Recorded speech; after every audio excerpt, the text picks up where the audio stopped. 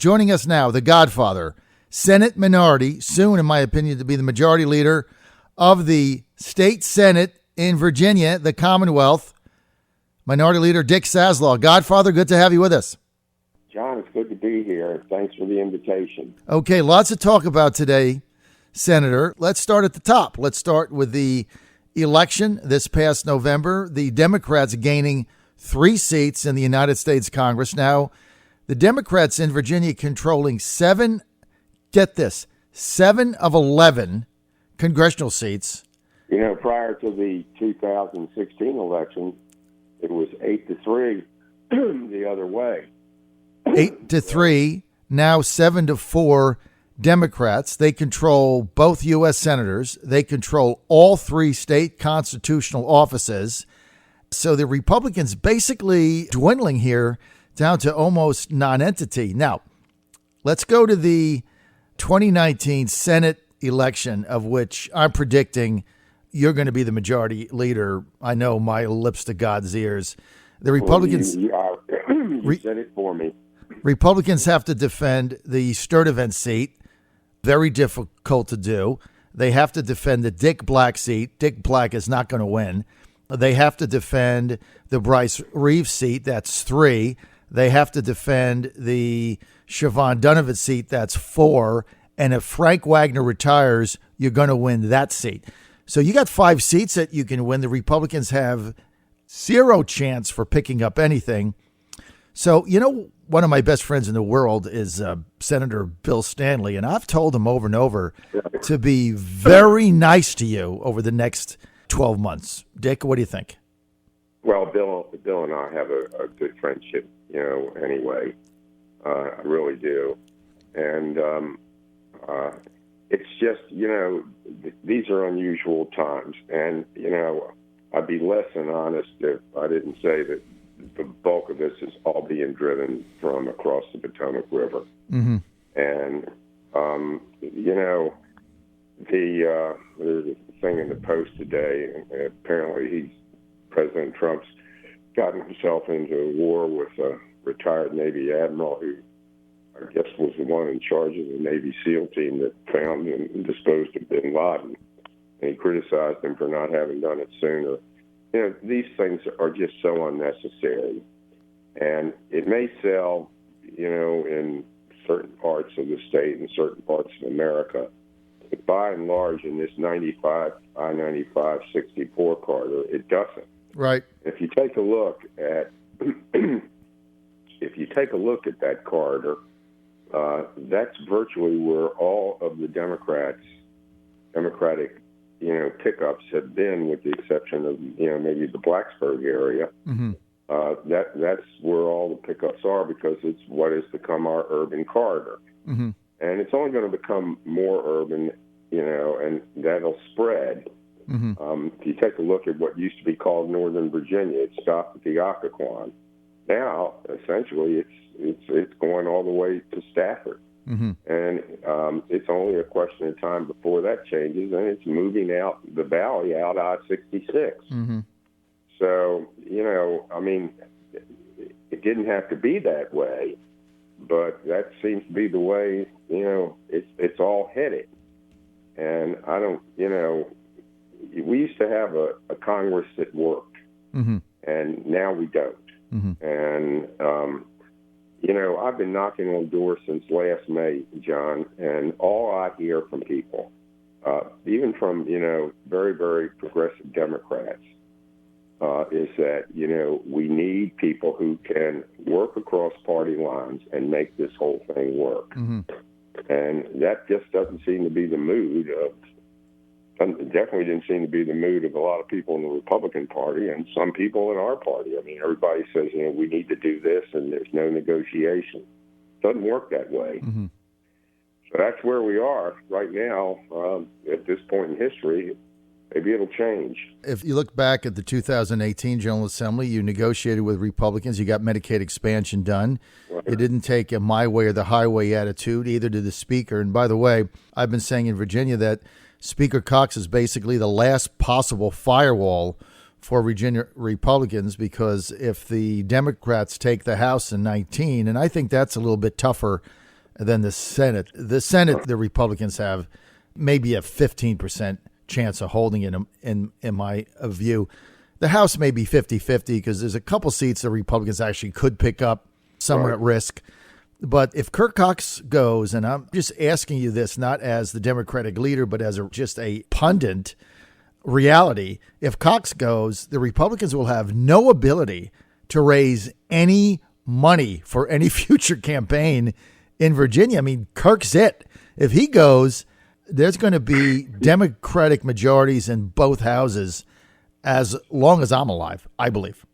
Well, to begin with, you have to take a look at the business community.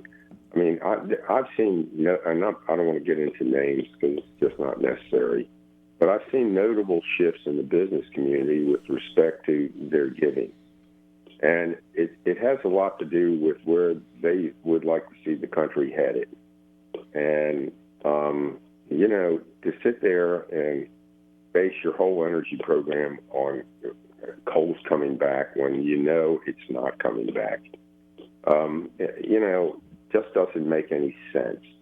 They see our party, as at least my interpretation of all, they see our party as the party that can possibly put this whole thing back together again.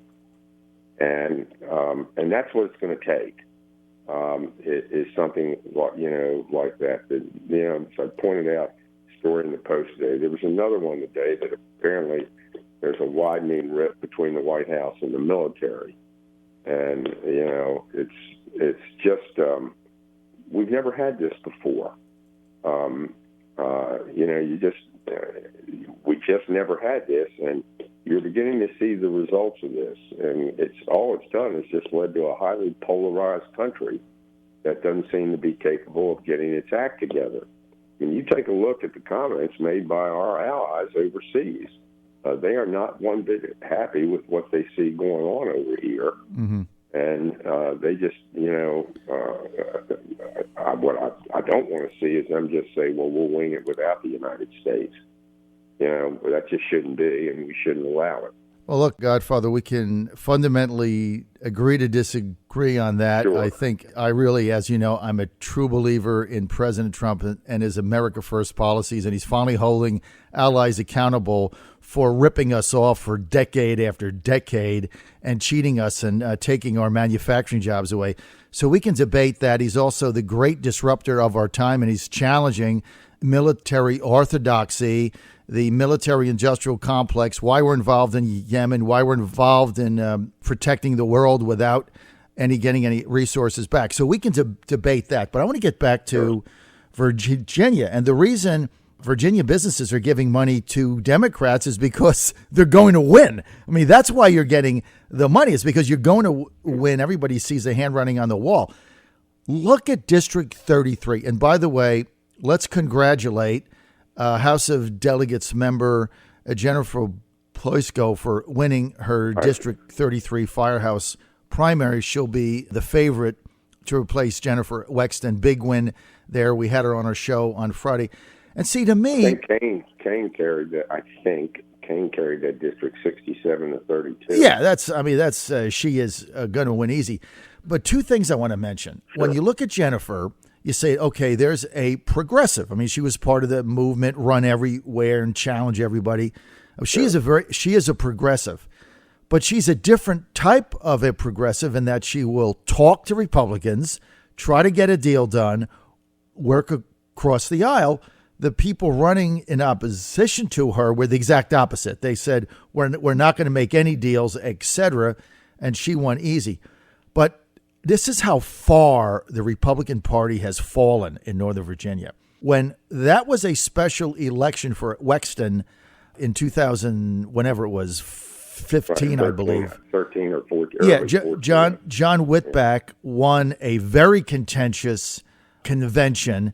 Thousands of people showed up. He was able to be the nominee, and they actually thought they could win, and they spent money. He got beat handily, but they thought they had a shot to win that. Juxtapose that to now, where the Republicans nominated a candidate last evening in an open mass meeting. They nominated Joe May, moderate, but there was a total, Dick, of 68 votes. 68 votes. We had, my understanding was there were 2,500 voted in that Democratic firehouse primary. Yep. And it's just, I was kind of shocked. As you know, 2 weeks ago, Joe voted in Dick Black's district. Voted in Dick Black's district, or was registered to vote there. I guess he changed his. My understanding was he bought a place last week. Well, I'd say his campaign was about a day and a half. But regardless of that, the total participation to nominate a Senate candidate in a special election was 68 voters. 68 compared to the Democrats had a firehouse primary and had 2,700. 68 voters chose Joe May as a nominee. He won 35-33. I mean, it's just mind-boggling how far the Republicans have fallen. You're on the John Fredericks Radio Network, trucking the truth across America. We're with the Godfather, Minority Leader of the Senate in Virginia, Dick Saslaw, getting ready for the session coming up in 2019. And we have him as the overwhelming favorite to be the Majority Leader after the November elections. The math doesn't work for Republicans at all. I want to get to Ken Cuccinelli for a minute. Now, I'm not a fan of his. And as you know, Senator, Ken and I have been at odds for a very long time, basically since 2013, when I felt he stole the nomination process from the Lieutenant Governor, Bill Bolling. And I thought, had there been a primary and Bolling won, the whole thing would have been different, but that's just me. He has an op-ed the other day, about a couple weeks ago, in the Washington Post, basically blasting the Atlantic Coast Pipeline and saying that there's some kind of an unholy alliance between State House leaders and Dominion Energy to get the pipeline, aiming it basically at yourself and some others that believe that the negotiations with Dominion were fair and equitable. How do you respond to that? Well, to begin with, first of all, Dominion didn't consult with me. I didn't even know about the pipeline until long after it was under construction or completed in West Virginia, and it was coming into Virginia. The other thing I remember, Governor McCall's remark that he couldn't get, and I'll get back to FERC's involvement, that he and I suspect it's been no different with Governor Northam, they can't get any large companies to go south of I-64, west of Richmond, because there's no energy. Right. And apparently one guy that was prepared to build a major facility, to start off hiring more than 1,000 people down in Southside. It just finally said to the governor, he says, what am I supposed to do, shut my plant when the sun doesn't shine or the wind doesn't blow? He says, I can't do that. Call me when you have some natural gas. And they don't have any. And, I'm on that oversight committee, and every time there's a meeting, people show up complaining about the rates that they have to pay Appalachian, Power, or not the rates, but because the electric rates in Virginia are amongst the cheapest on the East Coast. I think on North Carolina has cheaper rates, but they have to heat their house with electricity because they don't have natural gas down there. So, FERC, and by the way, the decision on that, the major decision is made by the Federal Energy Regulatory Commission. The General Assembly has nothing to do with that. Right. I mean, it's just sheer nonsense. The other thing was he took a filing of, I think it may have been the Southern Poverty Law Center or the Southern Environmental Law Center. I can't remember which one. And they had said that it would run from 1.6 to 3 to 2.3 billion. He rounded it. He didn't take the bottom number. He rounded it to 2.3 up to 2.5. And if you take a look at all of, and I can't speak for Appalachian Power, but if you looked at Dominion's 2.7 million customers and you divide that, and he said over 20, it was over 20 years, it comes to about $3 to $4 a month per customer.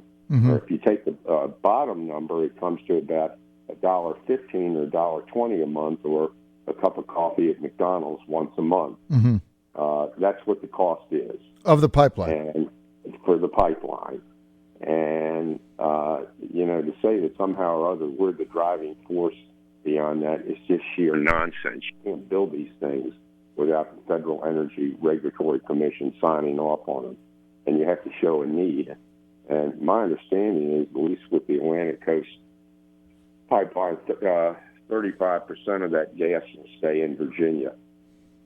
So, I mean, the article that he wrote was absolute nonsense, and didn't even come close to resembling the truth. Well, that's not an uncommon thing when you're dealing with Ken Cuccinelli, as I found. He puts in his article, he says, how will this go forward? Look for the following: pro-Dominion cronyist legislation in the Virginia General Assembly that effectively orders the State Corporation Commission to charge Dominion's customers the full cost of the pipeline. So as you mentioned, the full cost of this is going to be about $1.25 a month, which is, like you said, a cup of coffee once a month at McDonald's. But when he talks about cronyist legislation, I mean, look, I follow the General Assembly as well as anybody, and they have their lobbyists, but it seems to me there's been no pipe.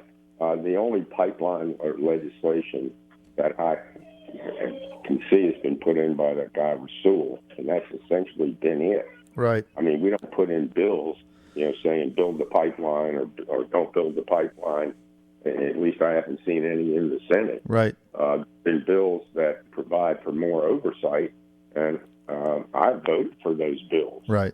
I don't have a problem with that.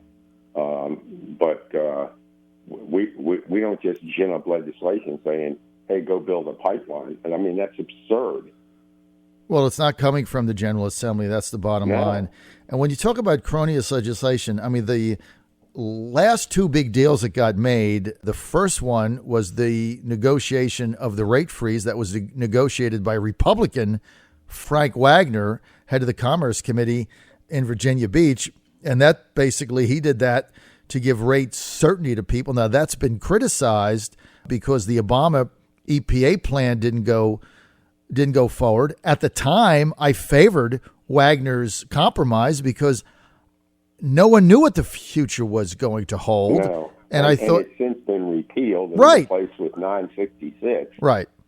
Senate Bill 966, which Frank and I, sponsored. And what that bill is going to do is going to require Dominion to have 5,000 megawatts of solar and wind, would be mostly solar, by 2028, which will put them in the top 5 of the country in solar. And on a sunny day,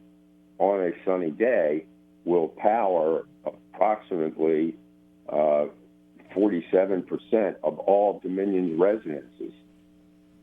And Dominion pretty much is on target to do that well ahead of 2028, from what I've been told. Well, what their goal is right now is to have 15% average renewable energy. That's average by 2025. They're well ahead of that. And as you said, on sunny days, some days there isn't any sun, there isn't any wind, you'll be at 1%.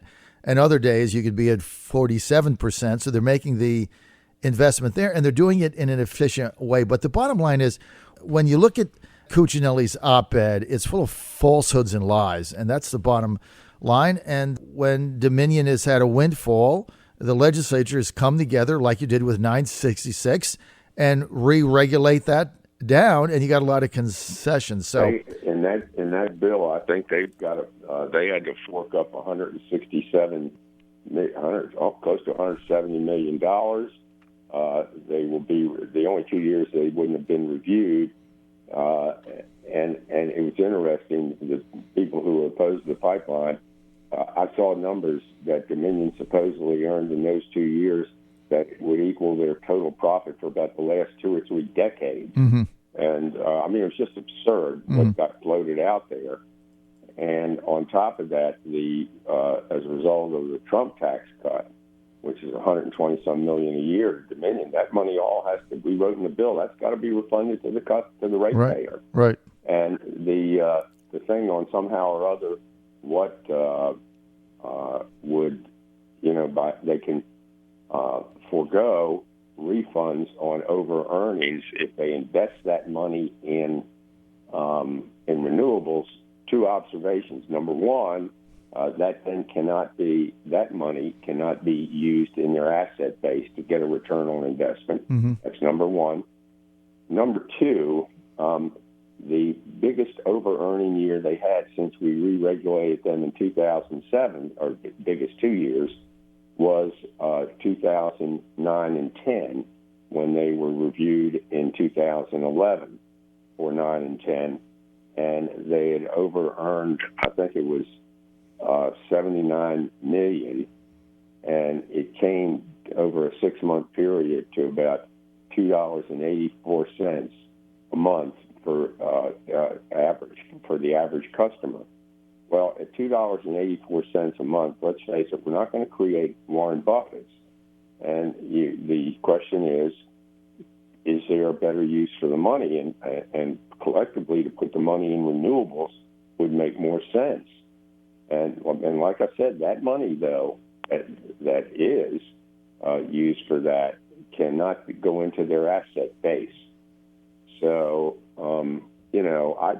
the bill, just to give you an idea, Fairfax, Arlington, Alexandria, Falls Church, and the cities of Falls Church and Fairfax City have 19 delegates. 18 of them are Democrats. Of the 18 Democrats, 15 of the 18 voted for the bill. 16 of the total 19 voted for it. Of the 9 senators that represent those same 3 jurisdictions, 6 of the 9 voted for it.